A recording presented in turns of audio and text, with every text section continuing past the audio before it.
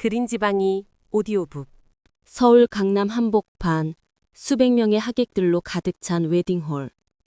천장에 매달린 거대한 크리스털 샹들리에들이 쏟아내는 황금빛 아래서 나는 순백의 웨딩드레스를 입고 서 있었다. 레이스로 정교하게 수놓인 드레스의 치맛자락이 대리석 바닥에 우아하게 퍼져 있고 베일 너머로 보이는 세상은 마치 꿈속 같았다. 나는 1등 신랑과 결혼했다. 이 생각이 머릿속을 스치자 입가에 저절로 미소가 번졌다. 모든 여자들이 부러워할 만한 남자, 김민호. 키 183cm의 늘씬한 체구에 어깨는 넓고 허리는 가늘었다. 선이 굵으면서도 지적인 이목구비, 항상 단정하게 빗어넘긴 머리카락, 그리고 무엇보다 나를 바라볼 때마다 반짝이는 그 눈빛이 진실했다. 서울대학교 법학과를 수석으로 졸업하고 사법고시에 합격한 뒤 지금은 서울 중구에 위치한 대형 로펌에서 파트너 변호사로 일하고 있었다. 수입도 안정적이고 미래도 밝았다. 무엇보다 6개월간의 연애 기간 동안 그는 완벽한 남자친구였고 이제 완벽한 남편이 될 것이었다. 웨딩홀 앞쪽에서 민호가 나를 바라보며 환하게 웃었다. 새까만 턱시도를 입은 그의 모습은 마치 영화 속 주인공 같았다. 그의 시선과 마주치자 가슴이 두근거렸다. 6개월 전 소개팅에서 처음 만났을 때 그 설렘이 아직도 생생했다. 첫 만남에서 그는 조용하면서도 유머러스했다. 대화할 때는 항상 상대방의 눈을 바라보며 경청했고 식사 매너도 완벽했다. 데이트 코스도 항상 세심하게 준비했다. 한강공원 산책부터 시작해서 전시회, 뮤지컬, 고급 레스토랑까지 매번 나의 취향을 고려한 장소들이었다. 프로포즈도 완벽했다. 남산타워 전망대에서 서울 야경을 바라보며 무릎을 꿇고 반지를 건네던 그 순간을 잊을 수 없었다. 반지는 티파니의 클래식 솔리테어였고 다이아몬드는 완벽한 커팅으로 반짝였다. 축하해 지은아, 정말 잘 만났다. 대학 동기인 수진이가 다가와 내 손을 잡으며 말했다. 그녀의 얼굴에는 진심 어린 축하와 함께 살짝 부러운 기색도 섞여 있었다. 고마워 수진아. 진짜 로맨틱 코미디 영화 같아. 이렇게 완벽한 결혼식은 처음 봐. 주변의 하객들도 하나같이 부러워하는 시선이었다. 신구 대기실에서부터 지금까지 끊임없이 이어진 칭찬과 축하 인사들. 정말 잘 어울린다. 남편감으로는 최고다. 지은이가 복받았다. 는 말들이 귓가에 맴돌았다. 하지만 그 순간 작은 소동이 일어났다. 지은아, 너 그 친구 뭐였지? 대학 때 그 문제 많았던 애가 안 보이네? 회사 동료인 미영이가 갑자기 물었다. 다른 하객들도 고개를 돌려 우리 대화에 귀를 기울였다. 누구 말하는 거야? 태윤이잖아. 너희 항상 붙어 다니던 그 남자애. 태윤? 이 이름을 듣는 순간 가슴 한편이 무거워졌다. 이태윤은 나의 소꿉 친구이자 절친한 친구였다. 같은 동네에서 나고 자란 사이로 초등학교부터 고등학교까지 같은 학교를 다녔고 대학교도 같은 학교에 진학했다. 어린 시절의 태윤은 밝고 재미있는 아이였다. 공부는 못했지만 운동을 잘했고 유머 감각도 뛰어났다. 내가 힘들 때마다 항상 곁에서 위로해주던 든든한 친구였다. 하지만 중학교에 올라오면서부터 조금씩 변하기 시작했다. 중학교 2학년 때 담배를 피우다 걸렸고 고등학교 때는 오토바이를 무면허로 운전하다가 사고를 내기도 했다. 그때부터 부모님들이 우리 사이를 좋게 보지 않기 시작했다. 특히 내 어머니는 태윤이와 어울리면 너도 나빠진다며 만나는 것을 반대하셨다. 대학에 들어가서는 상황이 더욱 심각해졌다. 태유는 클럽을 전전하며 술과 여자에 빠져 살았다. 여자친구가 끊이지 않았는데 대부분 복잡한 관계로 끝났다. 다른 남자친구가 있는 여자와 만나거나 동시에 여러 명과 사귀는 일이 빈번했다. 그럴 때마다 크고 작은 사고들이 터졌다. 지은아, 너는 참 착하다. 나 같은 놈과 친구해줘서. 술에 취할 때마다 태유는 이런 말을 했다. 그럴 때마다 나는 괜찮다고 우리는 가족 같은 사이라고 답했다. 실제로 그랬다. 태윤의 부모님은 그가 중학교 때 이혼하셨고 이후 할머니 손에서 자란 그에게 나는 유일한 안식처 같은 존재였다. 하지만 성인이 된 후에 태윤은 점점 더 통제 불가능해졌다. 대학교 4학년 때는 도박에 손을 대기 시작했고 졸업 후에는 빚이 눈덩이처럼 불어났다. 그러면서도 방탕한 생활은 계속됐다. 강남과 홍대를 오가며 밤새도록 술을 마시고 여자들과 어울렸다. 태윤아, 이제 정신 좀 차려. 사회생활도 제대로 해야지. 몇 번이나 타이르려 했지만 소용없었다. 오히려 나는 잔소리쟁이가 됐다. 지은아, 넌 너무 모범생 같아. 좀 더 자유롭게 살아도 돼. 라며 오히려 나를 설득하려 들기도 했다. 그래서 민호와 만나면서부터는 태윤 이야기를 하지 않았다. 괜히 인상만 안 좋아질 것 같았다.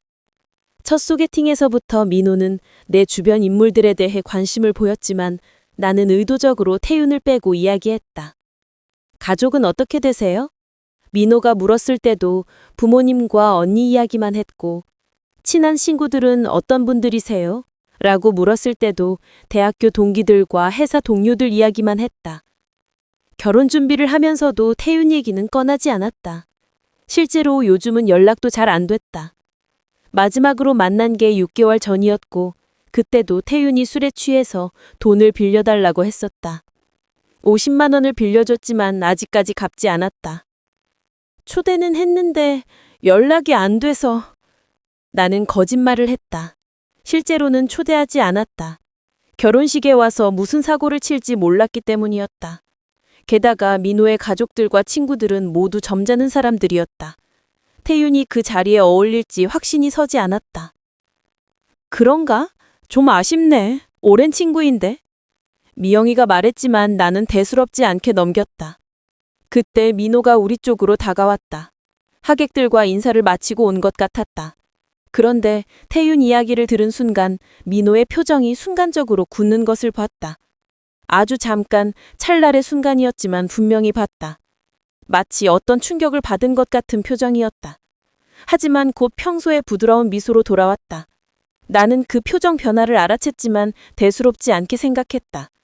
아마 처음 듣는 이름이라 당황한 것 같았다. 자기야, 뭔 얘기해? 민호가 다가와 내 어깨에 손을 올렸다. 따뜻하고 든든한 손길이었다. 아, 대학 친구 얘기 나왔어. 태윤이라고. 이태윤. 아. 민호는 고개를 끄덕이며 잠시 생각하는 듯한 표정을 지었다. 그리고 자연스럽게 화제를 돌렸다. 그보다 피로연 시작해야겠는데? 하객들이 기다리시는 것 같아. 민호의 배려에 고마워하며 나는 웃었다. 역시 완벽한 남편감이었다. 상황 파악도 빠르고 센스도 있었다. 그날 밤 신혼집 침실에서 민호는 내게 속삭였다. 방 안은 은은한 간접 조명으로 가득했고 창밖으로는 한강의 야경이 보였다. 50층 높이의 고급 아파트에서 바라보는 서울의 밤은 정말 아름다웠다. 지은아, 정말 사랑해. 민호가 내 뺨에 입맞춤을 하며 말했다. 나도 정말 사랑해, 민호야. 그의 품에 안겨 있으니 세상 모든 것을 다 가진 기분이었다. 이보다 더 행복할 수 있을까 싶었다. 앞으로 더 행복하게 해줄게. 지금도 충분히 행복해. 우리는 서로를 바라보며 웃었다. 완벽한 시작이었다. 모든 것이 완벽했다. 적어도 그 순간까지는. 창밖으로 한강이 유유히 흘러가고 있었다. 강 위에 떠있는 유람선들이 화려한 불빛을 반짝이며 지나가고 있었다. 마치 우리의 미래처럼 밝고 희망찬 모습이었다. 하지만 그 완벽한 밤에 나는 아직 모르고 있었다. 완벽한 시작이라고 생각했던 그 순간이 사실은 예상치 못한 균열의 시작이었다는 것을. 신혼 첫 달은 정말 꿈만 같았다. 민호는 매일 아침 나보다 30분 일찍 일어나서 커피를 내려주었다. 원두는 항상 신선한 것으로 준비했고 라떼 아트까지 그려주었다. 하트 모양이나 잎사귀 모양 등 매일 다른 그림이었다. 어떻게 이런 걸 다 할 줄 아는 거야? 물어보니 결혼 준비하면서 몰래 배웠다고 했다. 아내를 위해 바리스타 학원에 다녔다는 것이었다. 그런 말을 들으면 감동으로 가슴이 벅차올랐다. 출근할 때도 항상 현관까지 나와서 배웅해 주었다. 넥타이를 매만져주고 코트깃을 정리해주고 볼에 가벼운 입맞춤을 해주었다. 마치 드라마의 한 장면 같았다. 퇴근하면 반드시 꽃이나 디저트를 사가지고 왔다. 장미 한 송이일 때도 있었고 백화점 지하에서 산 케이크일 때도 있었다. 특별한 날이 아니어도 항상 작은 선물을 준비했다. 왜 매일 이런 걸 사와? 돈도 아깝고. 아내한테 주는 건데 뭐가 아까워. 그리고 당신 표정 보는 게 좋아서. 이런 대답을 들으면 어떻게 화를 낼 수 있겠는가. 주말이면 데이트 코스도 완벽했다. 근처 카페에서 브런치를 먹고 한강 공원을 산책하거나 전시회를 보러 갔다. 민호는 미술에 대한 지식도 해박했다. 작품 앞에서 역사적 배경이나 화가의 기법에 대해 자세히 설명해 주었다. 어떻게 이런 것까지 다 알아? 대학교 때 교양 수업을 많이 들었어. 그리고 요즘은 인터넷에서 찾아보면 다 나와. 겸손하게 답했지만 실제로는 상당한 지식을 갖고 있었다. 클래식 음악에 대해서도 해박했고 와인에 대한 지식도 풍부했다. 저녁 식사도 대부분 민호가 준비했다. 요리 실력이 상당했다. 파스타부터 한식까지 못하는 게 없었다. 특히 스테이크를 구우는 실력은 레스토랑 셰프 수준이었다. 언제 이런 걸 다 배웠어? 혼자 살 때 하나씩 배운 거야. 그리고 결혼하면 아내한테 맛있는 거 해주고 싶어서. 이런 남편을 어디서 찾겠는가. 주변 친구들이 부러워하는 이유를 알 것 같았다. 정말 운이 좋다. 매일 아침 거울을 보며 혼잣말을 했다. 정말 복받은 인생이었다. 하지만 어느 날 저녁 문득 태윤이 생각났다. 민호가 늦은 회의 때문에 집에 혼자 있던 때였다. TV를 보다가 갑자기 태윤이 떠올랐다. 결혼 전에 네 얘기는 굳이 안 꺼냈지. 괜히 흠들까 봐. 태윤과의 추억들이 파노라마처럼 스쳐 지나갔다. 초등학교 1학년 때 처음 만났다. 전학을 온 태우는 말수가 적고 내성적인 아이였다. 다른 아이들이 놀려도 가만히 있었고 혼자서 운동장 한 구석에 앉아있는 경우가 많았다. 너 왜 혼자 있어? 내가 처음 말을 걸었을 때 태우는 깜짝 놀랐다. 다른 애들이 안 놀아줘서. 왜? 전학생이라고 왕따시켜. 그때부터 내가 태윤을 챙기기 시작했다. 같이 밥을 먹고, 같이 놀고, 같이 집에 갔다. 태윤은 점차 마음을 열기 시작했고, 원래는 밝고 재미있는 아이라는 것을 알게 됐다. 중학교에 올라가서도 우리는 단짝이었다. 하지만 이때부터 태훈이 조금씩 변하기 시작했다. 공부에는 관심이 없었고 대신 게임과 만화에 빠져들었다. 성적은 항상 하위권이었지만 별로 신경 쓰지 않았다. 지은아, 넌 왜 공부를 그렇게 열심히 해? 좋은 고등학교 가려면 해야지. 그런 게 뭐가 중요해. 인생은 즐기는 거야. 벌써 그때부터 태윤의 인생관이 드러났다. 공부보다는 재미, 미래보다는 현재를 중시하는 성향이었다.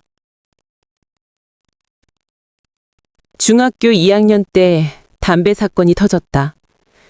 화장실에서 담배를 피우던 태윤이 선생님에게 걸린 것이다. 학교에서는 정학 처분이 내려졌고 부모님들이 불려왔다. 태윤이랑 어울리면 너도 나빠진다. 그때부터 우리 어머니가 태윤을 좋아하지 않기 시작했다.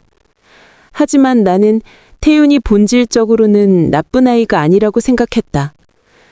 단지 관심을 받고 싶어서 그런 행동을 하는 것 같았다. 고등학교에 들어가서는 더 심각해졌다. 태윤은 오토바이에 관심을 갖기 시작했다. 무면허로 오토바이를 몰고 다니다가 결국 사고를 냈다. 다행히 큰 부상은 없었지만 경찰서에서 조사를 받아야 했다. 지은아, 미안해. 너까지 걱정 끼쳐서. 그때 태윤이 처음으로 진심으로 사과했다. 눈물을 흘리면서 말이다. 괜찮아. 다음부터 조심하면 돼. 나는 항상 태윤을 감쌌다. 다른 친구들이 태윤이 문제아야 라고 말해도 나는 태윤을 변호했다. 대학에 들어가서는 더욱 복잡해졌다. 태윤은 자유로운 대학 생활에 완전히 빠져들었다. 클럽을 전전하며 술을 마시고 여자친구가 끊이지 않았다. 처음에는 같은 과 선배와 사귀었다. 예쁘고 성격도 좋은 선배였는데 태윤이 바람을 키웠다. 다른 과 후배와 동시에 사귄 것이다.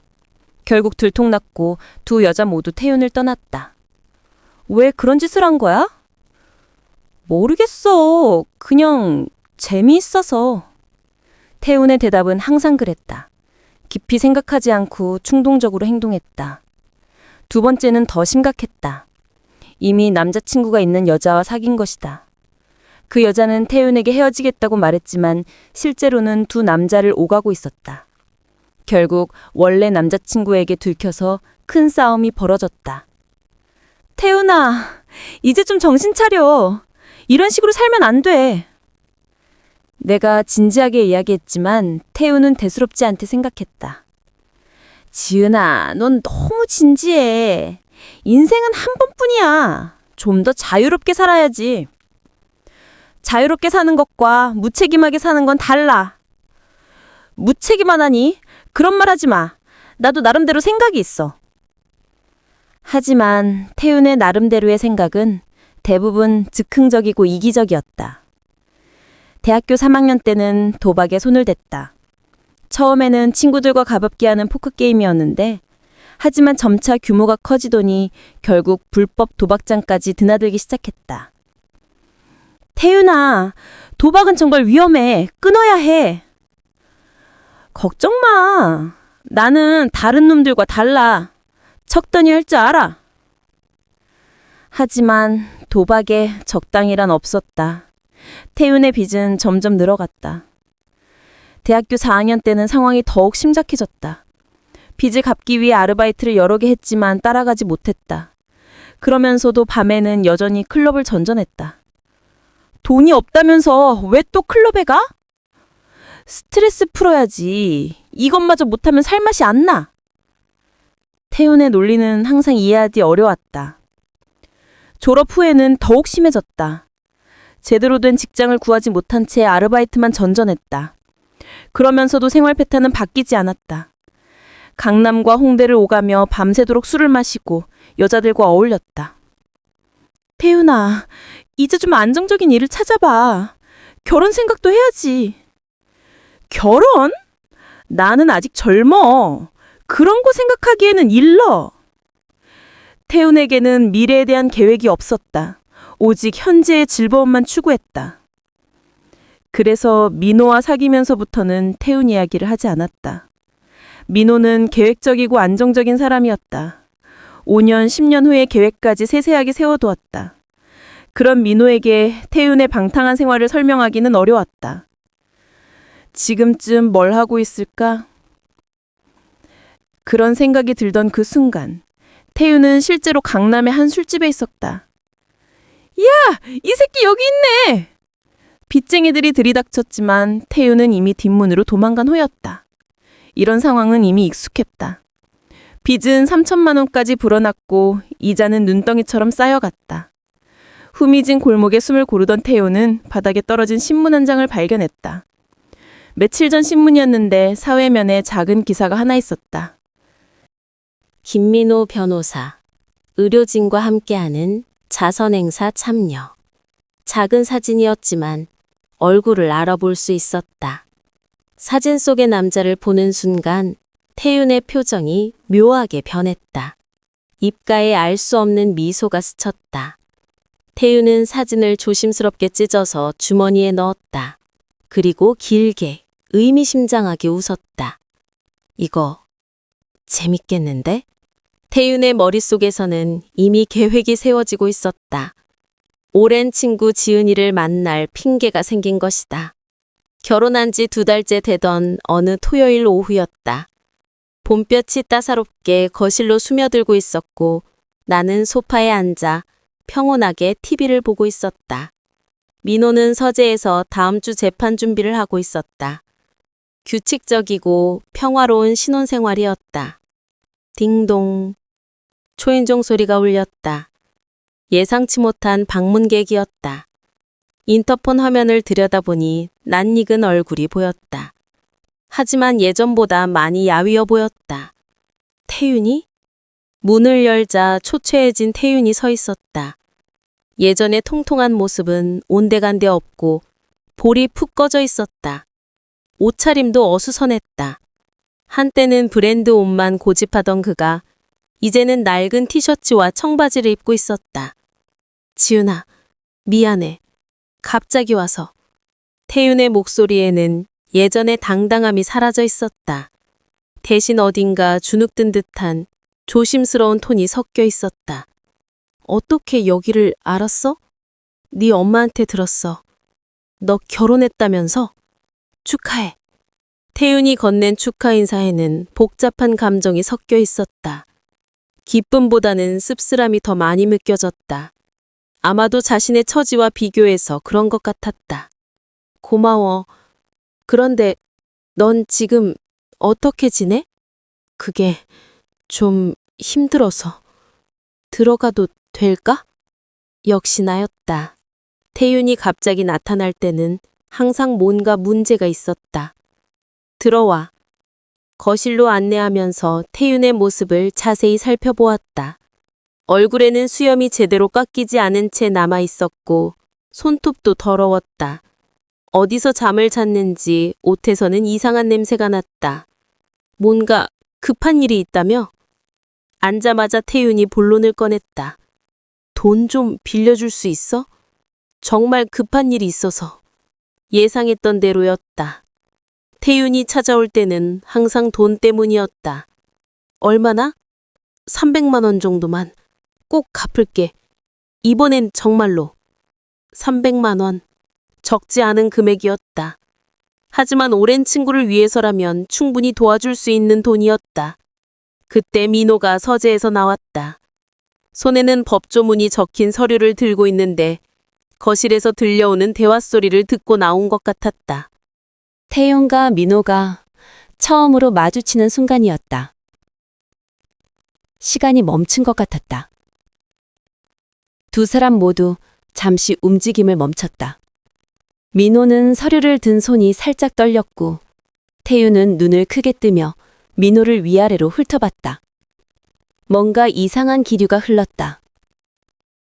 처음 만나는 사람들 사이에서 느껴지는 일반적인 어색함과는 달랐다. 더 복잡하고 묘한 긴장감이었다. 자기야, 이게 내가 말했던 친구 태윤이야. 나는 어색한 분위기를 깨뜨리기 위해 자연스럽게 소개했다. 안녕하세요. 김민호입니다. 민호가 먼저 정중하게 인사했다. 하지만 그의 목소리에는 평소와 다른 미묘한 떨림이 있었다. 안녕하세요. 이태윤입니다. 태윤도 어색하게 고개를 끄덕였다. 하지만 그의 시선은 계속해서 민호에게 고정되어 있었다. 마치 무언가를 확인하고 있는 것 같았다. 분위기가 너무 어색했다. 뭔가 설명할 수 없는 긴장감이 공기 중에 맴돌았다. 앉아, 태윤아.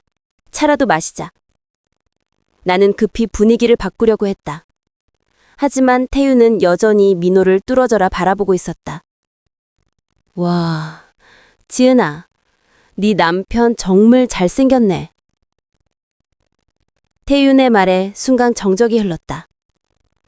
그 말 자체는 평범한 칭찬이었지만 태윤이 말하는 방식과 표정이 뭔가 달랐다. 마치 처음 보는 사람에 대한 감상이 아니라 이미 알고 있던 사람을 확인하는 듯한 뉘앙스였다. 사진으로만 봤는데 실제로 보니까 더 멋있네요. 사진을 언제 봤어? 내가 궁금해서 물었다. 아, 인터넷에서 우연히. 변호사라며? 꽤 유명하시던데? 민호는 그 말을 듣고 불편한 기색을 숨기려 애썼다. 하지만 귀끝이 살짝 빨개지는 것을 놓치지 않았다. 그렇게 유명하지는 않습니다. 민호가 겸손하게 답했지만 목소리에는 긴장감이 배어 있었다. 보기보다 까칠하시네요. 태윤의 이 말에 거실에 또다시 정적이 흘렀다. 나는 당황했다. 처음 만나는 사람에게 할 말이 아니었기 때문이다. 태윤아, 농담이에요. 너무 진지하게 받아들이지 마세요. 근데 진짜 지은이가 복 받았네요. 이런 남편을 어디서 구하셨어요? 민호는 애매하게 웃었다. 하지만 그 웃음이 평소의 자연스러운 웃음과는 달랐다. 어색한 웃음이었다. 소개팅으로 만났어요. 소개팅? 누가 소개해줬어요? 회사 선배분이 소개해주셨는데. 민호가 대답하면서도 계속해서 시선을 태윤에게서 돌리려 애썼다. 하지만 태윤의 시선은 끈질겼다. 그 선배분도 안목이 좋으시네요. 지은이 같은 여자한테는 이런 남자가 어울려요. 태윤의 말에는 어딘가 의미심장한 뉘앙스가 담겨 있었다. 하지만 나는 그 의미를 정확히 파악할 수 없었다. 차를 가져다 주면서 세 사람이 함께 앉게 됐다. 하지만 대화는 쉽게 이어지지 않았다. 민호는 평소보다 말수가 적었고 태윤은 계속해서 민호를 관찰하고 있었다. 태윤아, 요즘 뭐해? 이것저것 잡일 좀 하고 있어요. 직장은? 아직 제대로 된 데는 좀 어려워서. 태윤이 말을 흐렸다. 실제로는 빚 때문에 제대로 된 직장을 구할 수 없는 상황이었지만 민호 앞에서 그런 말을 하기는 어려웠다. 힘드시겠네요. 요즘 취업이 쉽지 않죠? 민호가 사회적 예의로 말했지만 태윤은 그 말에서 다른 의미를 읽었다. 네. 사람마다 운이 다르죠. 어떤 사람은 태어날 때부터 모든 게 완벽하고 어떤 사람은 태윤이 말을 멈췄다. 너무 직설적인 말이 될 뻔했다. 어떤 사람은? 민호가 물었다. 아니에요.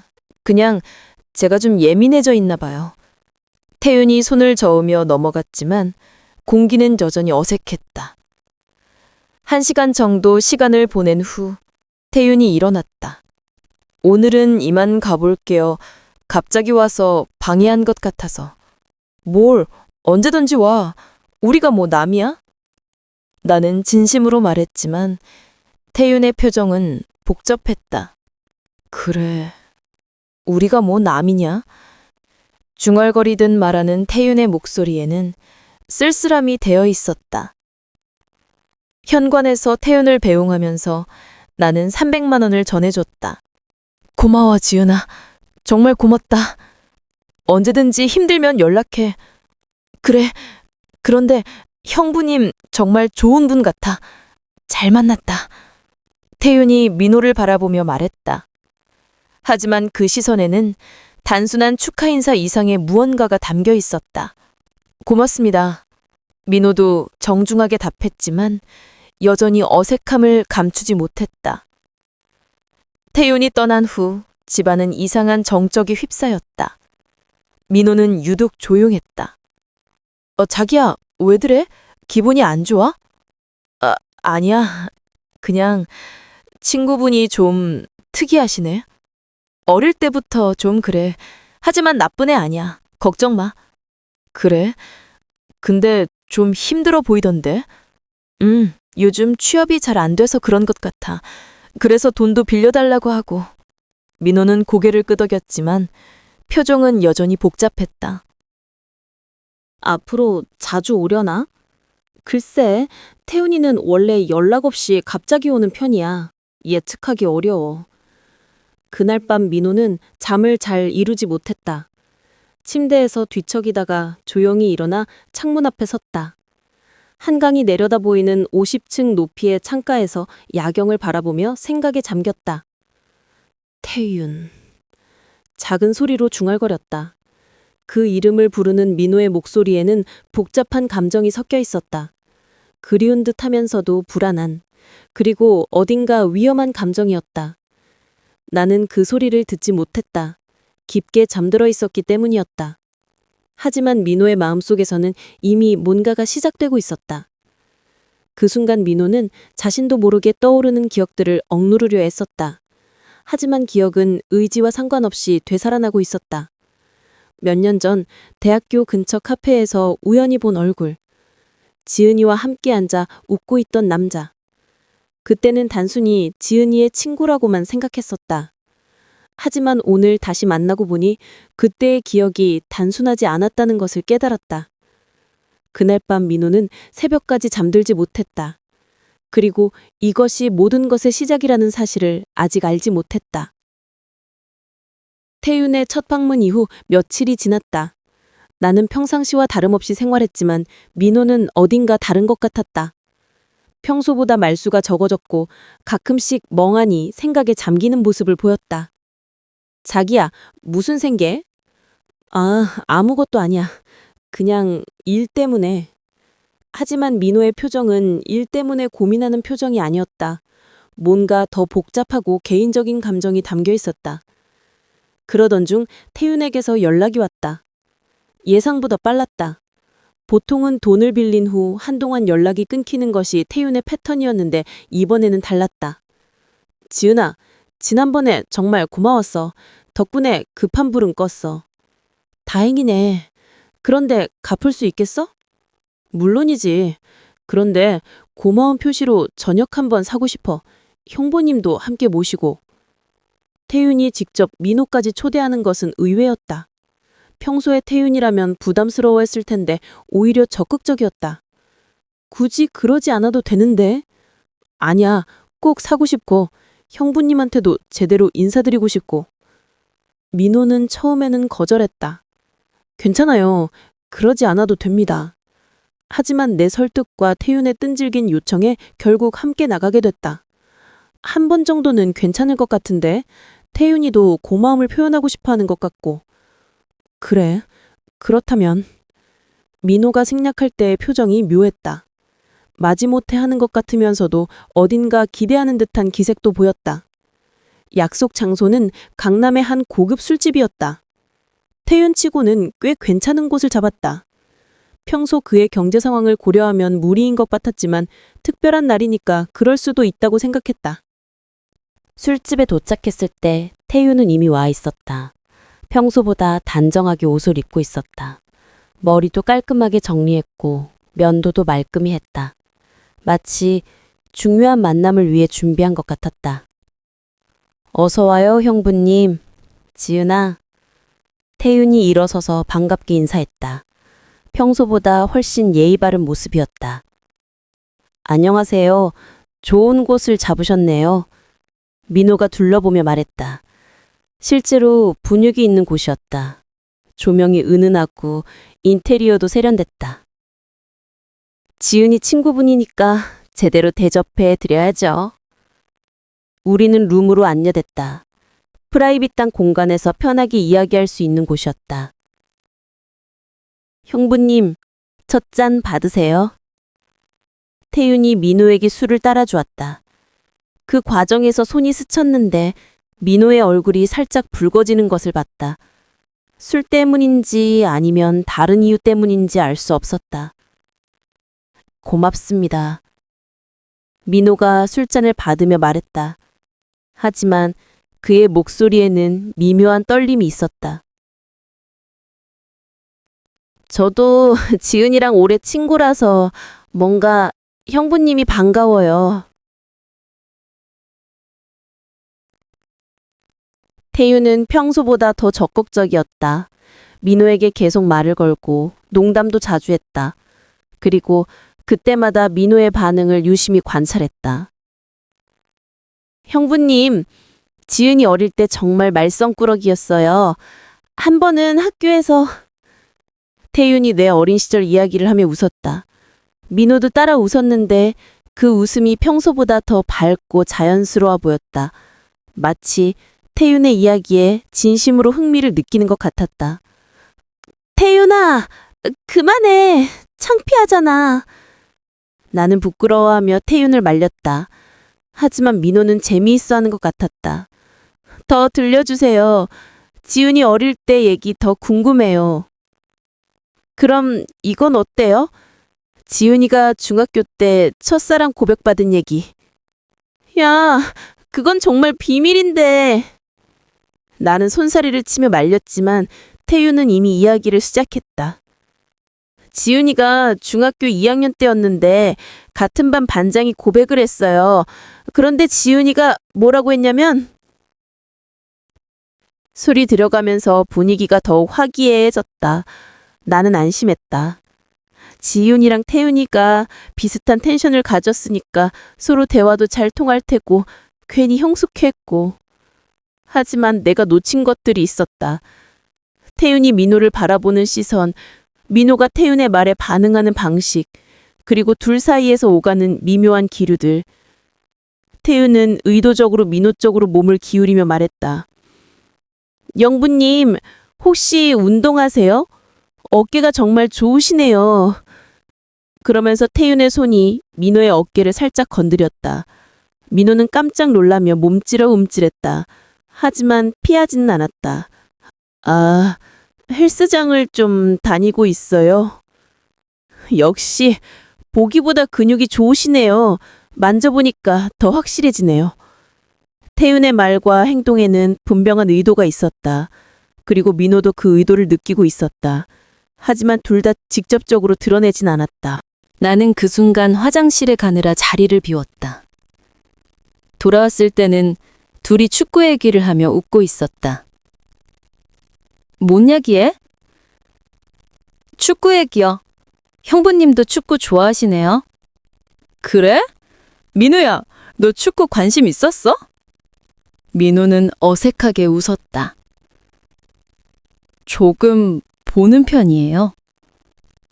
하지만 실제로는 민호가 축구에 특별한 관심이 없다는 것을 나는 알고 있었다. 평소 스포츠 뉴스도 별로 보지 않았고 월드컵 때도 그다지 흥미를 보이지 않았다. 그런데 왜 갑자기 축구 이야기를 하는지 이상했다. 하지만 분위기가 좋아서 대수롭지 않게 넘어갔다. 태은과 민호가 친해지는 것은 좋은 일이라고 생각했다. 형부님, 다음에 같이 축구 경기 보러 가요. 직관도 재미있어요. 그럴까요? 민호가 대답할 때 표정이 묘했다. 부담스러워하면서도 어딘가 기대하는 것 같았다. 술자리는 늦은 시간까지 이어졌다. 평소 일찍 집에 가자고 하는 민호가 그날은 달랐다. 오히려 더 있자고 했다. 벌써 시간이 이렇게 됐네요. 재미있어서 시간 가는 줄 몰랐어요. 저도 형부님과 이야기하니까 정말 즐거웠어요. 둘의 대화에는 뭔가 다른 레이어가 있는 것 같았다. 표면적으로는 평범한 사교 대화였지만 그 아래에는 더 깊은 무언가가 흐르고 있었다. 집에 돌아가는 차 안에서 민호는 계속 태윤 얘기를 했다. 친구분이 생각보다 괜찮으시네요. 그치? 겉보기와는 달라. 사실 마음은 정말 착해. 그런 게 느껴져요. 힘든 상황인데도 밝게 지내려고 하시는 것 같고. 민호의 말에는 태윤에 대한 관심이 담겨 있었다. 하지만 나는 그것을 단순한 호감으로만 받아들였다. 태윤이도 민호 오빠를 좋아하는 것 같던데 계속 칭찬하더라. 그래요? 저도 편하게 느꼈어요. 그날 밤 민호는 평소보다 더 다정했다. 샤워를 하고 나와서 내 옆에 앉아 머리를 말려주기도 하고 발 마사지도 해주었다. 오늘 즐거웠어? 응, 태윤이랑 오빠가 친해져서 좋았어. 저도 좋았어요. 민호의 대답에는 뭔가 다른 의미가 담겨 있는 것 같았다. 하지만 나는 그 의미를 파악하지 못했다. 하지만 그날 밤 민호의 꿈은 복잡했다. 꿈속에서 태윤이 나타났고 이상한 감정들이 일어났다. 민호는 새벽에 깨어나서 식은땀을 흘렸다. 이게 뭐지? 자신의 감정을 이해할 수 없었다. 하지만 분명한 것은 태윤을 다시 만나고 싶다는 생각이 들었다는 것이다. 그 이후로 태훈이 자주 연락했다. 처음에는 나에게 연락했지만 점차 민호와도 직접 연락을 주고받기 시작했다. 지은아, 형부님 연락처 좀 알려줄래? 왜? 다음에 축구 경기 보러 가기로 했잖아. 그런데 네가 중간에 끼면 불편할 것 같아서. 일리가 있는 말이었다. 나는 축구에 관심이 없었고 남자들끼리 보는 게 더 재미있을 것 같았다. 알겠어, 번호 알려줄게. 그때부터 민호와 태훈이 직접 연락하기 시작했다. 처음에는 축구 경기 관련 얘기였지만 점차 다른 주제들로 확장됐다. 자기야, 태훈이가 축구 보러 가자는데 어떻게 할까? 같이 가지 뭐. 나는 축구 잘 모르니까 너희끼리 가. 민호의 표정에 묘한 변화가 스쳤다. 첫 번째 축구 관람 후 민호가 집에 와서 신이 나서 이야기했다. 정말 재미있었어요. 태훈 씨가 축구에 대해 정말 많이 알고 계시네요. 태훈이 원래 축구 좋아해. 중고등학교 때 축구부였거든. 그래서 그렇게 자세히 아시는군요. 덕분에 축구가 더 재미있게 느껴졌어요. 민호의 눈빛이 평소와 달랐다. 더 생기 있고 밝아 보였다. 마치 새로운 취미를 발견한 사람처럼. 하지만 점차 이상한 점들이 생기기 시작했다. 민호가 늦게 들어오는 날이 늘어났다. 처음에는 일주일에 한 번 정도였다가 점차 빈도가 늘어났다. 오늘은 왜 늦었어? 회사에 일이 좀 밀려서. 하지만 민호의 셔츠에서는 낯선 향수 냄새가 났다. 민호가 평소에 쓰는 향수와는 다른 향이었다. 더 진하고 남성적인 향이었다. 그리고 미묘하게 술 냄새도 섞여 있었다. 혹시 회식했었어? 아니야, 그냥 혼자 맥주 한 잔 했어. 거짓말이었다. 민호는 혼자 술을 마시는 타입이 아니었다. 6개월간의 연애와 2개월간의 결혼 생활 동안 민호가 혼자 술을 마시는 것을 본 적이 없었다. 항상 집에서 지은이와 함께 있는 게 더 좋다고 말하던 사람이었다. 그래? 어디서? 집 근처 호프집에서. 민호는 대답했지만 시선을 피하고 있었다. 평소 나와 대화할 때는 항상 눈을 마주치며 이야기하던 사람이 갑자기 시선을 회피하고 있었다. 또 다른 변화도 있었다. 민호가 핸드폰을 더 자주 확인하기 시작한 것이다. 메시지 알림이 올 때마다 얼굴 표정이 변했다. 때로는 미소를 짓기도 하고 때로는 진지해지기도 했다. 누구야? 궁금해서 물으면 항상 같은 대답이었다. 회사 동료요. 하지만 민호가 회사 동료들의 메시지를 받을 때와는 표정이 달랐다. 더 사적이고 개인적인 감정이 담겨 있었다. 어느 날은 민호가 샤워하는 동안 핸드폰에 메시지가 왔다. 화면에 잠깐 떠있던 발신자명을 봤는데 태윤이었다. 시간은 밤 10시가 넘어서였다. 이 시간에 왜 연락하지? 궁금했지만 남편의 핸드폰을 몰래 보는 것은 옳지 않다고 생각했다. 아직은 의심하고 싶지 않았다. 한편 태윤에게도 변화가 생기고 있었다. 평소보다 더 자주 연락했고 만날 때마다 더 정성스럽게 준비했다. 옷차림도 신경 쓰기 시작했고 만나는 장소도 점점 더 좋은 곳들을 선택했다. 어느 날 나는 오랜만에 태윤의 집을 찾아갔다. 둘이서만 이야기하고 싶었기 때문이었다. 민호와 친해진 것은 좋지만 가끔은 옛날처럼 둘만의 시간도 필요하다고 생각했다. 왜 미리 연락 안 했어? 태윤은 어색해했다. 예전에는 언제든지 불쑥 찾아가도 괜찮다고 했던 사람이 갑자기 달라진 것이다. 깜짝 방문이야. 안 돼? 아니야, 괜찮지. 그런데 좀 갑작스러워서. 태윤의 집은 예상보다 깔끔했다. 예전에 지저분하던 것과는 완전히 달랐다. 바닥도 깨끗하게 치워져 있었고 설거지도 다 되어 있었다.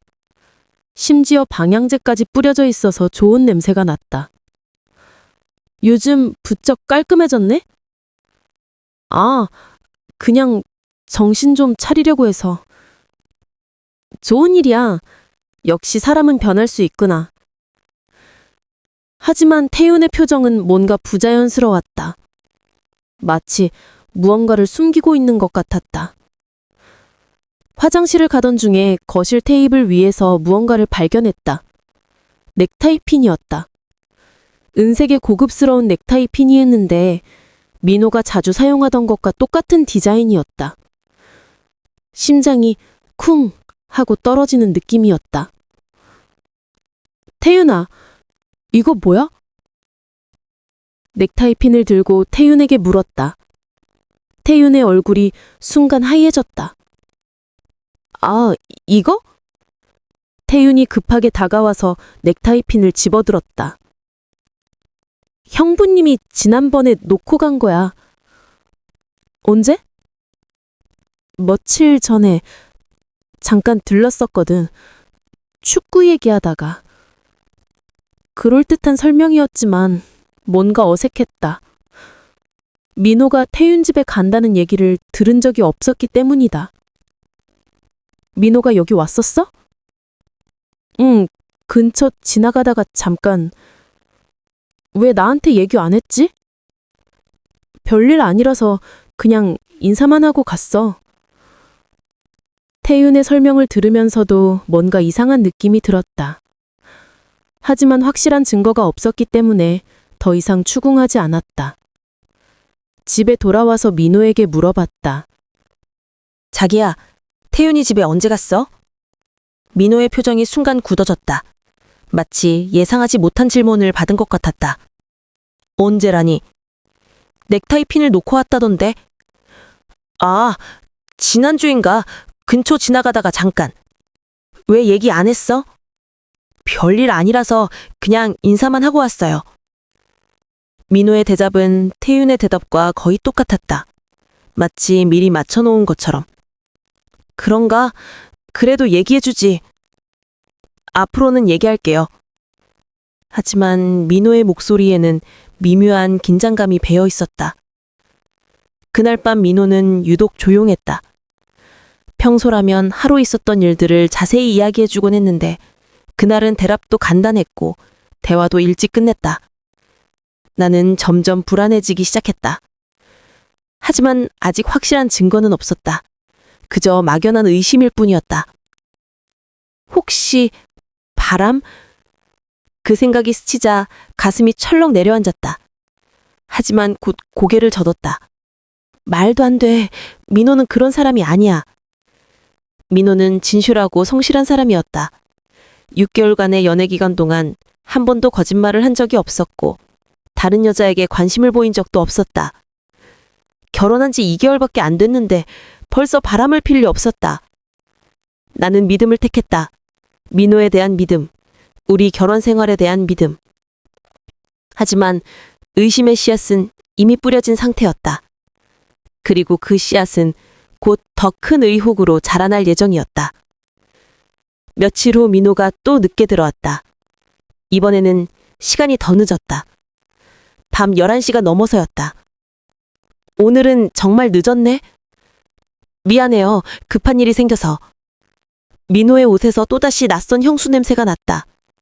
그리고 이번에는 확실히 술 냄새도 났다. 술 마셨어? 조금. 스트레스가 심해서. 혼자?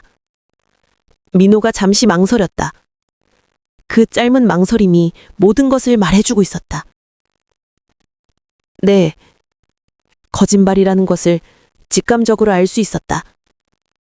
그날 밤 나는 잠을 이룰 수 없었다.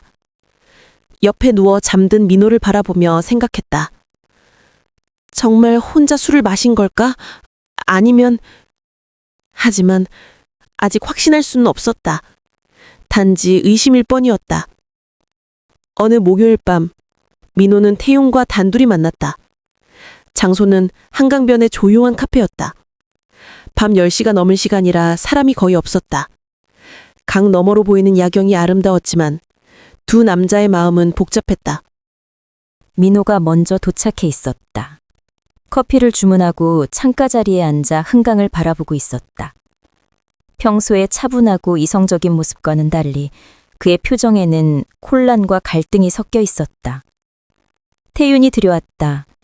평소보다 더 신경 써서 옷을 입고 왔다. 검은색 셔츠에 청바지, 그리고 은은한 향수. 민호를 의식한 차림새였다. 늦었죠? 아니에요. 저도 방금 왔어요. 하지만 실제로는 민호가 30분 일찍 와서 기다리고 있었다. 마음의 준비를 할 시간이 필요했기 때문이다. 태윤이 마주편에 앉았다. 두 남자 사이에 흐르는 기류가 예사롭지 않았다. 처음 만났을 때의 어색함과는 다른 더 깊고 위험한 긴장감이었다. 이러면 안 되는데? 민호가 작은 소리로 중얼거렸다. 자기 자신에게 하는 말이었지만 태윤이 들을 수 있을 정도의 크기였다. 뭐가 안 돼요? 태윤이 물었다. 하지만 그의 눈빛에는 이미 답을 알고 있다는 듯한 확신이 담겨 있었다. 우리가 이렇게 만나는 거. 왜요? 친구 사이에 뭐가 문제예요? 하지만 둘 다 알고 있었다. 이것은 단순한 친구 관계가 아니라는 것을. 지난 몇 주간의 만남들이 단순한 친분 쌓기가 아니었다는 것을. 넌 결혼했잖아요. 위험해요. 태윤이 말했지만 그의 목소리에는 진정으로 만남을 중단하자는 의미가 담겨 있지 않았다. 오히려 민호의 반응을 확인하고 싶어 하는 듯 했다. 그래요. 저는 결혼했어요. 그런데 민호가 말을 멈췄다. 하지만 태윤은 그 다음 말을 기다리고 있었다. 그런데? 널 보면 숨이 막혀요. 순간 카페 안에 정적이 흘렀다. 멀리서 들려오는 커피 머신 소리와 한강 위를 지나가는 유람선의 경적 소리만이 고요함을 깨뜨렸다. 민호는 자신이 방금 한 말을 믿을 수 없었다. 평생 이런 말을 해본 적이 없었다. 아니, 이런 감정을 느껴본 적조차 없었다. 민호 씨. 태윤이 민호의 이름을 불렀다. 형님이나 형부님이 아닌 이름 그 자체로. 저도 모르겠어요. 이게 뭔지. 민호의 목소리가 떨렸다. 30년 넘게 살아오면서 이런 혼란을 겪어본 적이 없었다. 언제부터였어요? 처음 만났을 때부터. 아니, 정확히는 그 전부터. 그 전부터? 대학교 때 한번 본 적이 있어요. 지은이와 함께 있는 걸. 태윤의 눈이 커졌다. 그런 일이 있었다는 것을 기억해내려 애썼다. 언제요? 3년 전쯤 학교 근처 카페에서 지은이가 친구와 함께 있다고 했는데 그때 본 사람이 당신이었어요. 그때를 기억하세요? 네. 그때는 단순히 지은이 친구라고만 생각했는데 다시 만나고 나니까 그때의 느낌이 뭐였는지 알겠더라고요. 민호의 고백에 태유는 복잡한 표정을 지었다. 기쁨과 죄책감이 동시에 느껴졌다. 혹시 나를 처음 본 게 아니에요? 태윤의 질문에 민호는 고개를 끄덕였다. 그때 이미 뭔가 끌렸어요. 설명할 수 없는 감정이었는데 이제야 그게 뭔지 알겠더라고요. 같은 시간 집에서는 지은이 혼자 거실에 앉아 TV를 보고 있었다. 하지만 프로그램 내용은 전혀 들어오지 않았다. 민호가 자꾸 생각났다. 요즘 민호의 행동이 이상했다. 늦은 기가, 핸드폰 확인하는 횟수 증가, 그리고 가끔씩 멍하니 생각에 잠기는 모습들. 뭔가 변화가 생기고 있다는 것을 직감적으로 느꼈다. 오늘따라 이상하게 적막하다. 혼잣말을 하며 채널을 돌렸다. 하지만 집중이 안 됐다. 불안한 마음이 계속 들었다. 카페에서는 두 남자 사이의 거리가 점점 가까워지고 있었다. 테이블 너머로 태윤이 손을 뻗어 민호의 손 위에 올렸다. 민호 씨, 저도 알아요.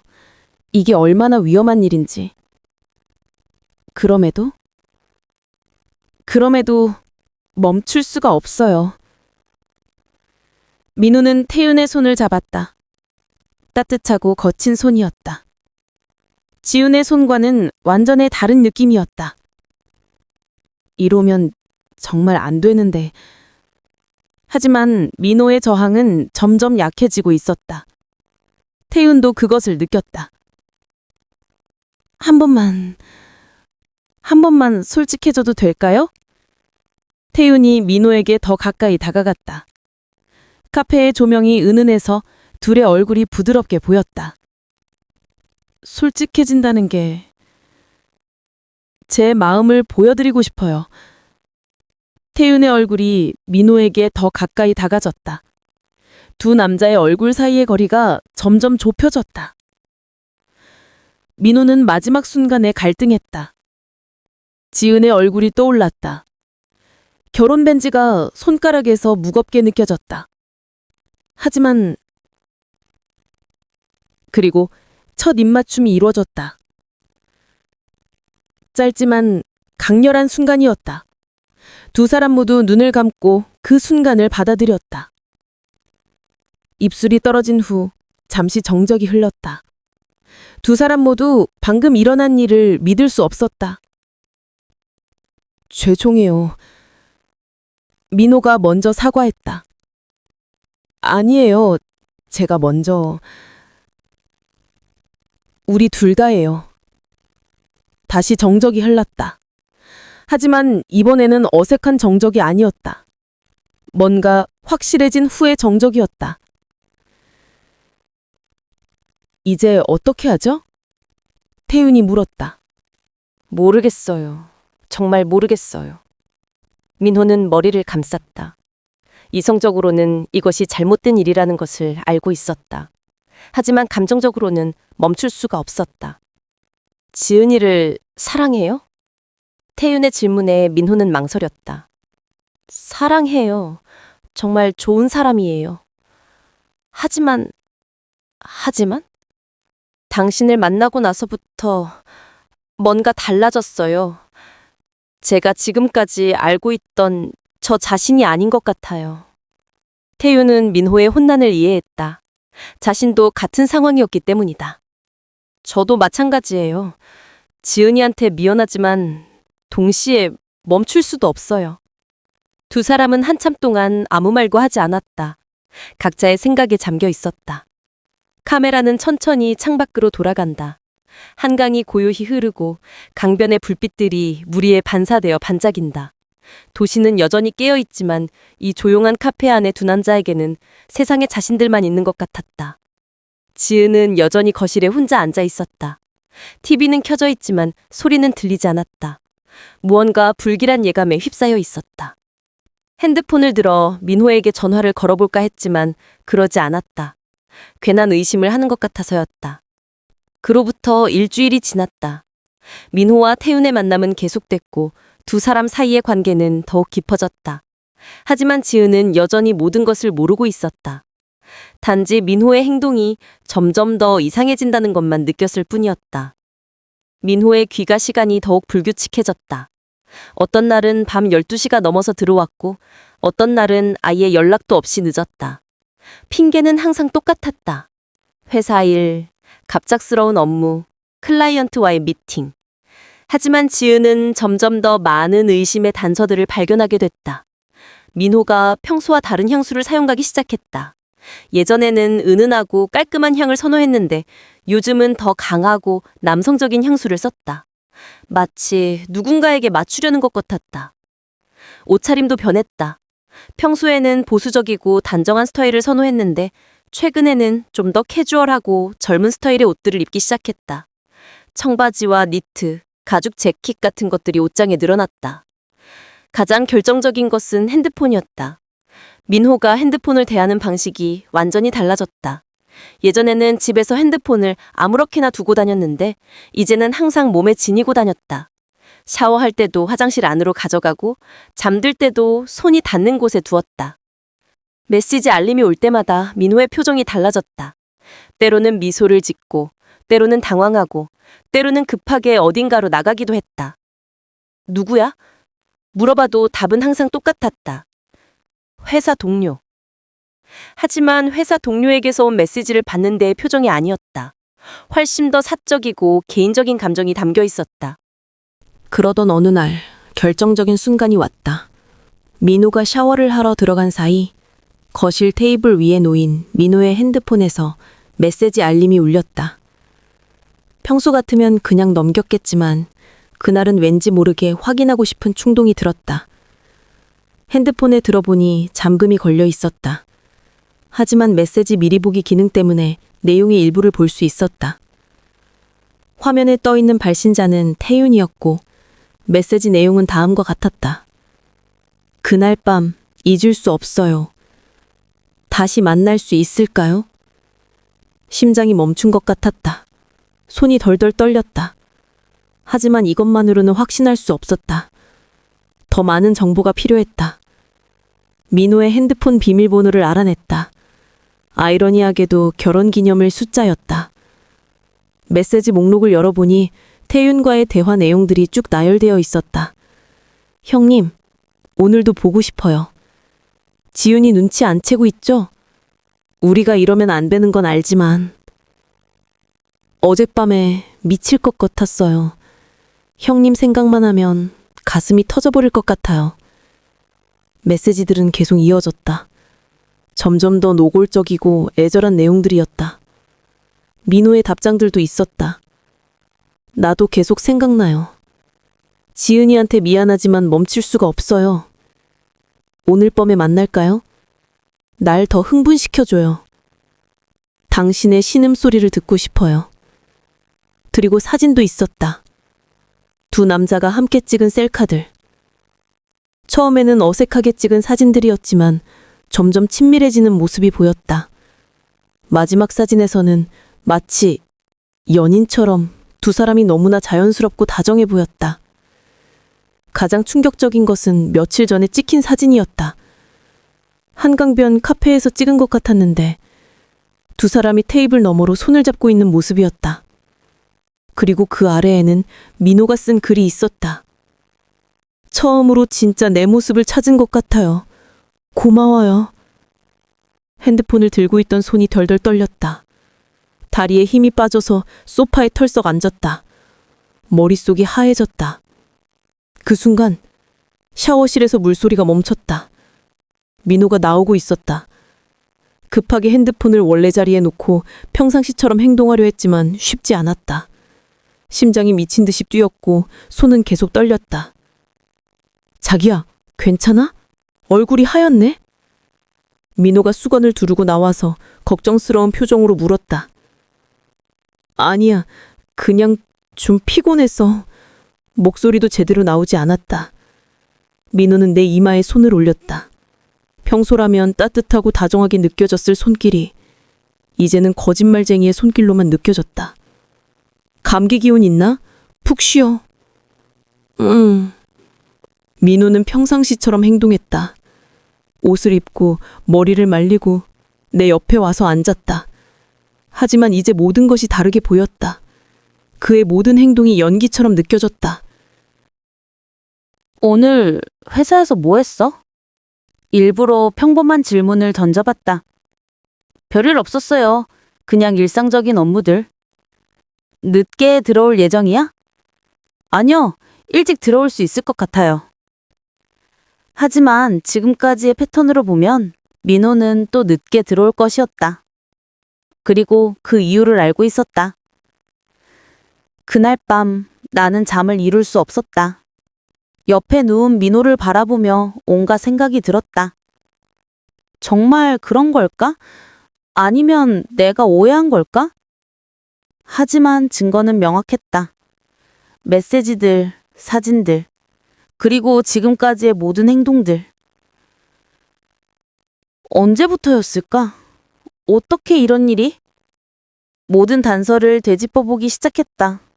태윤과의 첫 만남에서 민호가 보인 이상한 반응, 그 이후로 시작된 변화들, 늦은 귀가, 핸드폰 사용 패턴의 변화, 옷차림과 향수의 변화, 그리고 태윤 집에서 발견한 넥타이 핀, 그때 둘이 했던 어색한 설명들. 모든 게 연결되네. 퍼즐 조각끼리 하나씩 맞춰지면서 전체 그림이 보이기 시작했다. 새벽 3시가 되어서야 간신히 잠들 수 있었다. 하지만 악몽에 시달렸다. 민호와 태윤이 함께 있는 모습, 그리고 나 혼자 남겨진 모습들이 꿈속에서 계속 반복됐다. 다음 날 아침, 민호는 평상시와 똑같이 행동했다.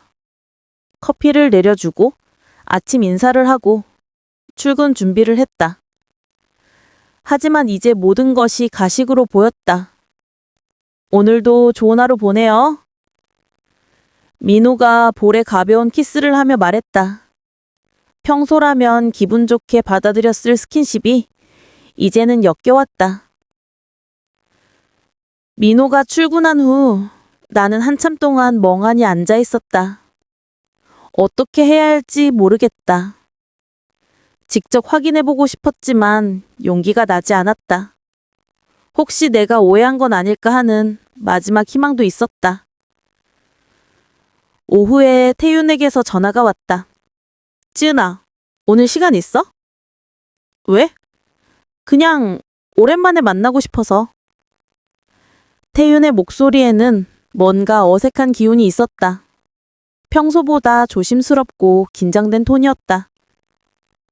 어디서 만날래? 우리 집에서 어때? 차 한잔 하면서.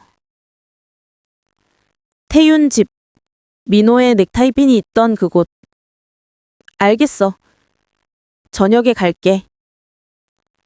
전화를 끊고 나서 오늘 모든 것을 확인해 보기로 결심했다. 한편 태윤은 자신의 방에서 복잡한 심경에 빠져 있었다. 이런 식으로 지은이를 속이는 게 맞나? 거울 앞에 서서 자문자답했다. 하지만 민호에 대한 감정을 포기할 수는 없었다. 난 네 인생을 망치고 싶지 않아. 하지만 동시에 이런 생각도 들었다. 이미 너무 멀리 왔어. 그날 오후 민호는 사무실에서 일에 집중하지 못했다. 계속 태훈 생각만 났다. 그리고 지은에 대한 죄책감도 커져갔다. 이렇게 살 수는 없어. 하지만 태훈을 포기하는 것도 불가능해 보였다. 폭풍 전야의 고유함. 아무도 그 폭풍을 막을 수는 없었다. 모든 것이 폭발하기 직전이었다. 그날 저녁 7시, 나는 태훈의 집 앞에 서 있었다. 심장이 격렬하게 뛰고 있었다. 오늘 밤 모든 것이 결정될 것이라는 직감이 들었다. 초인종을 눌렀다. 곧 태훈이 문을 열었다. 평소보다 긴장한 기색이 역력했다. 들어와. 거실로 들어가니 테이블 위에 차와 간단한 과자들이 준비되어 있었다. 하지만 분위기는 전혀 여유롭지 못했다. 태윤아. 나는 바로 본론으로 들어갔다. 더 이상 돌아갈 길은 없었다. 너와 민호, 뭔 사이야? 태윤의 얼굴이 순간 하얘졌다.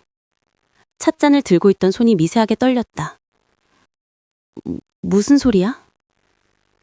그날 밤 잊을 수 없다는 메시지, 보고 싶다는 말들 다 봤어. 나는 핸드폰을 꺼내 민호와 태훈의 메시지 화면을 보여주었다. 스크린샷으로 저장해둔 것들이었다. 태훈은 말을 잇지 못했다. 입술이 파르르 떨렸다. 이게 다 뭐야? 설명해봐. 지은아, 설명하라고. 내 목소리가 커졌다. 지금까지 참고 있던 분노와 배순감이 한꺼번에 터져나왔다. 처음에는 믿지 않으려고 했어. 우리 민호가 그럴 리 없다고. 그런데 증거가 너무 많아. 늦은 귀가, 낯선 향수 냄새, 네 집에 있던 넥타이 핀, 그리고 이 모든 메시지들. 태유는 소파에 털썩 앉았다. 더 이상 숨길 수 없다는 것을 알았다. 미안해. 미안하다고? 나는 웃었다. 하지만 차가운 웃음이었다. 분노와 절망이 섞인 웃음. 언제부터였어? 언제부터 내 등 뒤에서 이런 짓을 했어? 지은아, 들어봐. 우리도 어떻게 된 건지 모르겠어. 모르겠다고? 정말이야. 처음에는 그냥 친구 사이였어. 그런데 자꾸 만나다 보니까. 자꾸 만났다고? 언제? 어디서? 태윤이 대답하지 못하고 있을 때 현관문이 열리는 소리가 났다. 민호가 들어오고 있었다. 지윤아, 왜 이렇게 일찍, 어? 민호는 거실에 앉아있는 태윤을 보고 멈칫했다. 그리고 우리의 표정을 보고는 모든 것을 직감했다. 지은아, 이제야 왔네. 타이밍이 딱 좋다. 나는 일어나서 민호를 마주봤다. 2달 전 결혼식에서 봤던 그 완벽한 남편의 모습은 온데간데 없었다. 대신 거짓말쟁이의 모습만 보였다. 이제야 알겠어. 내가 아닌 네가 진짜 원했던 게 누구였는지. 민호의 눈에 눈물이 고였다. 하지만 나는 더 이상 그 눈물에 속지 않을 작정이었다. 미안해, 지은아. 정말 미안해. 미안하다고 해서 달라지는 게 있어? 나조차 몰랐던 나를 네가 아닌 그가 깨운 거야. 민호가 떨리는 목소리로 말했다. 태윤을 바라보며. 언제부터 알았어? 네가 남자를 좋아한다는 걸? 정확히는 모르겠어. 그냥 태윤을 다시 만나고 나서부터 이상했어. 가슴이 뛰고 자꾸 생각나고. 그래서 나를 속인 거야? 결혼한 지 2개월 된 아내를 속이고 남자와 바람을 핀 거야?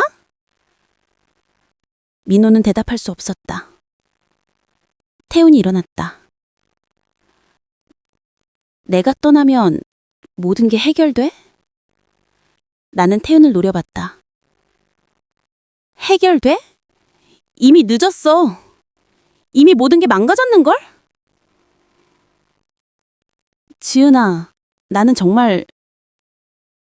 너는 뭐가 정말이야? 내 친구였다는 게? 아니면 내 남편을 빼앗았다는 게? 거실에 정적이 흘렀다. 세 사람 모두 말을 잇지 못했다. 나는 천천히 하지만 단호하게 말했다. 네가 누구를 사랑하든 그건 네 몫이야, 민호야. 하지만 내 삶은 내가 지켜. 민호가 다가왔다. 지은아, 우리 다시 얘기해보자. 이혼 얘기는 이혼 말고 다른 선택이 있어? 나는 민호의 손을 뿌리쳤다. 넌 이미 선택했잖아. 나를 속이고 그와 만나는 걸. 하지만 나는 너를 사랑해. 그게 사랑이야? 나는 내 목소리는 차갑게 식어 있었다. 사랑하는 사람을 속이는 게? 매일 밤 거짓말하고 다른 사람과 시간을 보내는 게? 민호는 대답할 수 없었다. 태윤이 입을 열었다. 지은아, 모든 게 내 탓이야. 민호를 유혹한 건 나고. 유혹? 나는 태윤을 향해 돌아섰다. 둘 다 성인이잖아. 유혹 당할 사람은 당하는 거고, 할 사람은 하는 거야. 그리고 나는 두 사람을 번갈아 가며 말했다.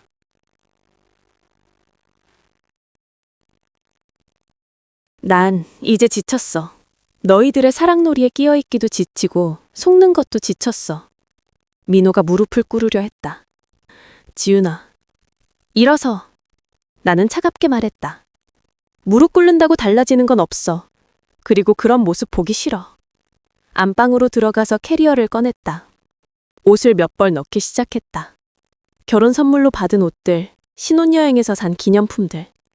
민호와의 추억이 담긴 물건들을 하나씩 정리했다. 민호가 따라왔다. 어디 가려고? 친정이야. 그리고 내일 변호사 만날 거야. 치은아, 이혼 조건은 간단해. 위자료, 재산 분할. 끝. 민호는 말을 잇지 못했다. 아직도 현실을 받아들이지 못하는 것 같았다. 정말 다시 생각해 볼 수 없어? 2개월 동안 나를 속인 사람이 지금 와서 다시 생각해 보자고? 나는 민호를 똑바로 바라봤다. 너한테는 선택권이 있었어. 나한테 솔직하게 말할 선택권, 이혼을 먼저 제기할 선택권. 하지만 너는 거짓말을 선택했어. 그러니까 이제는 내가 선택할 차례야. 짐을 다 쌌다. 생각보다 많지 않았다. 2개월간의 결혼 생활이 캐리어 하나에 담겼다. 거실로 나가니 태훈이 여전히 서 있었다. 태훈아, 응? 우리 이제 끝이야. 친구도 뭐든지. 태훈이 얼굴이 일그러졌다. 치은아, 행복해. 나는 담담하게 말했다. 너희들 원하는 거 다 가졌잖아. 현관문을 향해 걸어가면서 나는 뒤돌아보지 않았다. 뒤에서 민호와 태윤의 목소리가 들렸지만 듣지 않았다. 문을 닫는 순간 민호의 마지막 외침이 들렸다. 지은아! 하지만 나는 멈추지 않았다. 엘리베이터를 타고 지하 주차장으로 내려갔다. 차에 시동을 걸고 아파트를 빠져나왔다. 한강을 바라보며 잠시 차를 세웠다. 눈물이 나올 줄 알았는데 나오지 않았다. 대신 이상하게 후련했다. 에필로그 3개월 후 이혼은 조용히 마무리되었다. 민호는 끝까지 붙잡으려 했지만 내 결심은 확고했다. 재산 분할도 깔끔하게 정리했고 위자료도 받았다. 민호와 태연이 어떻게 됐는지는 모른다. 알고 싶지도 않다. 그들은 그들만의 답을 찾아야 한다. 새벽길을 혼자 걸으며 생각했다. 완벽한 시작이라고 생각했는데 차가운 겨울 공기가 폐를 파고들었다. 춥지만 상쾌했다. 이제 진짜 시작이야. 내 시작. 완벽한 시작은 없었지만 용기 있는 끝은 있었다. 그리고 그 끝이 새로운 시작이 될 것이다. 하늘이 서서히 밝아오고 있었다. 새로운 날의 시작이었다. 나 혼자만의 새로운 날. 그리고 나는 그것이 두렵지 않았다. 오히려 기대됐다. 진짜 내 인생이 시작되는 것이었다.